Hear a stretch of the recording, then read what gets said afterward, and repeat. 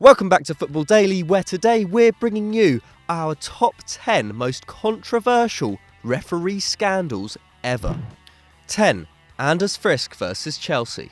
First up, we have a refereeing scandal which was most definitely completely made up, but nevertheless had devastating effects. Back in 2005, the cult of Jose Mourinho was gathering steam at Stamford Bridge, and the Portuguese manager was set on adding a Champions League fairy tale to his remarkable first season at the club.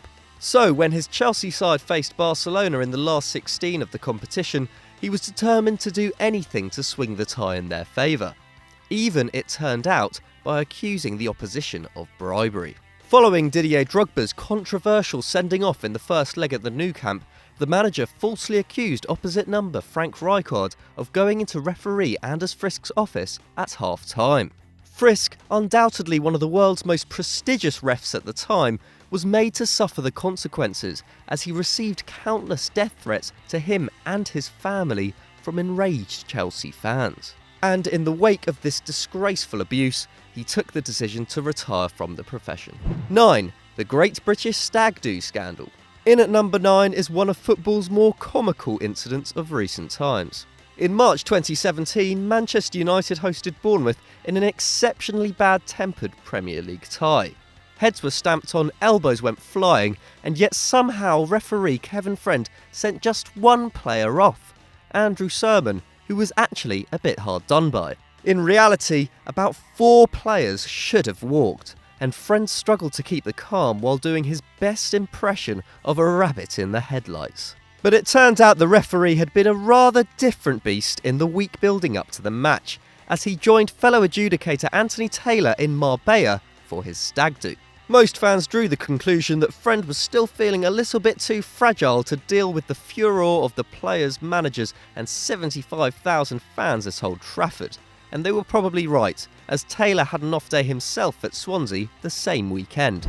8. El Clasico. The most hotly anticipated derby in world football, Barcelona v Real Madrid, is a match that not only defines seasons, but sometimes whole generations. So we think it's probably fair to assume that a refereeing scandal would not be ideal in the build-up to an El Clasico. But in 2015, the legitimacy of the tie was very nearly brought into disrepute when a complaint was made to Spanish anti-corruption investigators. A linesman who remained anonymous claimed that he had been told to favour Real Madrid ahead of the matchup between the clubs in November 2015. The Spanish footballing authorities were dumbfounded, as no officials had yet been selected for the match. Nevertheless, though, it set up a suspicious atmosphere ahead of the game. But any fears of Madrid bias were blown right out of the water as the Catalans trounced their rivals 4-0 at the Bernabeu. 7. Robert Heiser and the German Cup. German official Robert Heiser was just 24, with a long and promising career in the profession ahead of him, when he took charge of a German Cup game between Hamburg and Minos SC Paderborn in 2004. And the match was not without incident, as regional side Paderborn caused a catastrophic upset, coming back from 2-0 down to beat the German Giants 4-2. They were aided by 2 controversial penalty decisions, one of which Hamburg's Emil Mpenza was sent off for protesting against, and a year later it all became clear. Heiser had been paid by sports bar owner Ante Sapina to throw the game Paderborn's way as part of a €2 million scam. And the referee reportedly earned €67,000 and a high-end television, of course, for his involvement with a further 8 matches. Unsurprisingly, Heiser was sent to prison the next year, as the country dealt with one of its biggest ever sporting scandals just a matter of months before hosting the World Cup. 6. Calciopoli. Next, a scandal most of you will know about already. We've covered Calciopoli plenty of times here on FD, but the scandal went much further than the punishments dished out to Juventus, Lazio and Fiorentina. As you would expect in such a massive scandal, the refereeing community were not innocent bystanders. Gianluca Paparesta and Massimo De Santis were both implicated in the scandal, and while Paparesta never took charge of a game again, De Santis was incensed by his 4.5-year ban, supposedly convinced of his own innocence. And no wonder that he was pissed off, as following Pierluigi Collina's retirement from the game, De Santis was set to go to the 2006 World Cup as Italy's representative referee, but was understandably axed as the investigation landed him right in it. Bad timing, Massimo. 5. Mark Halsey spills the beans. Unlike in Italy, English football has largely been immune from corruption since the birth of the Premier League. Or so people think. In 2016, former Premier League ref Mark Halsey made some very bold claims, which caused those involved with the English game some concern, to say the least. Halsey had allegedly been told to say he hadn't seen an on-field incident which he most definitely had spotted. The situation he was referring to was in 2011, when he decided not to send off Steven Nzonzi for 2 alleged elbows. Halsey had apparently been put under pressure by his boss Mike Riley to change his mind, and then was instructed by the PGMOL to say he hadn't seen the incident so that they could ban Nzonzi retrospectively.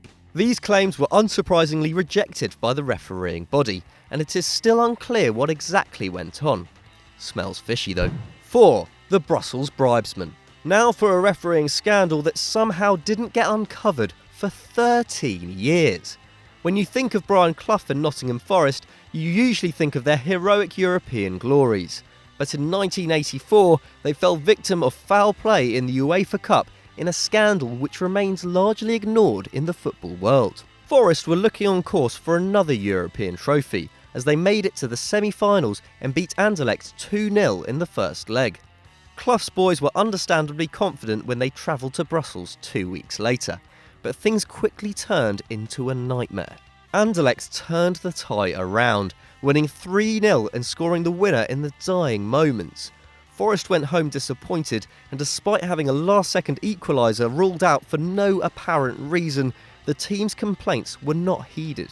The game's Spanish referee, Emilio Guruceta Muro, had been paid £18,000 to fix the game by Anderlecht president Constant van den Stock. 3 years later, the referee tragically died in a car crash, taking his secrets to the grave.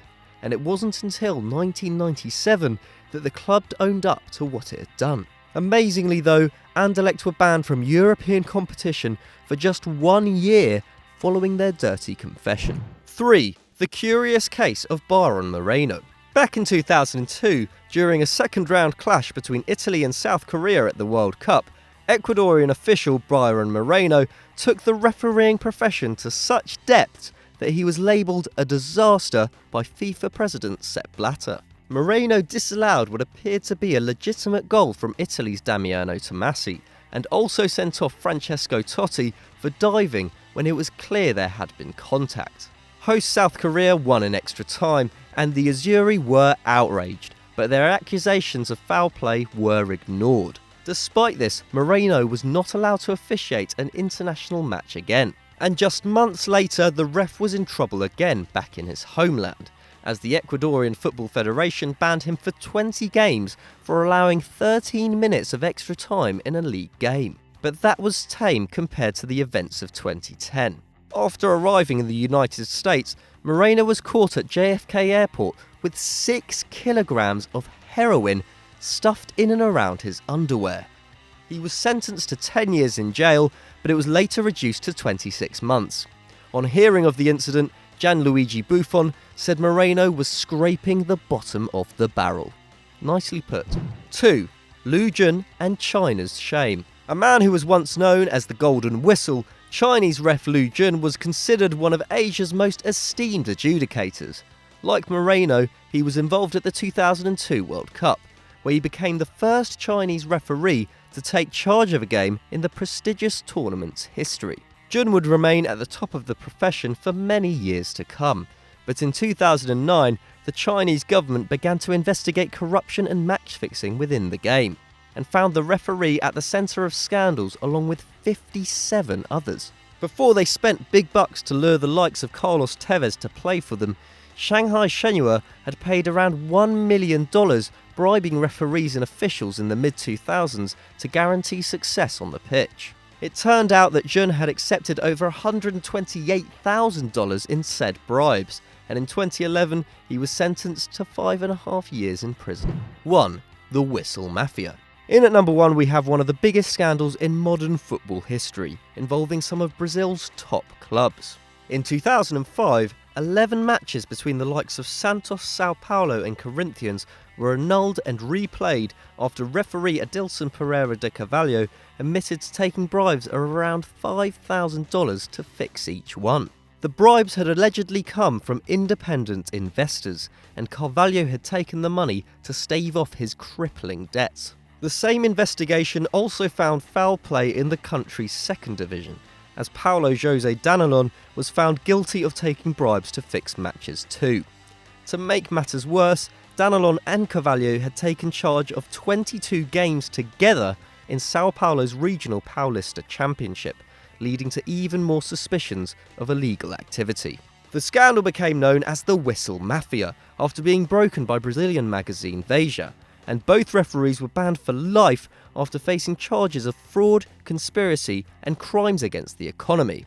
Along with the two refs, entrepreneur Naguib Fayed was found guilty as the ringleader of the betting syndicate, as football in the sport's spiritual home momentarily came into disrepute. So that was our top 10 refereeing scandals, but what did you think? Let us know in the comments below. Now, if you are following the football this evening, make sure you join us at Soccer AM's Facebook page for Carling's In Off the Bar live at 6:30 PM and 10:15 PM for all you need to know about tonight's match. If you're not there, it will be a scandal.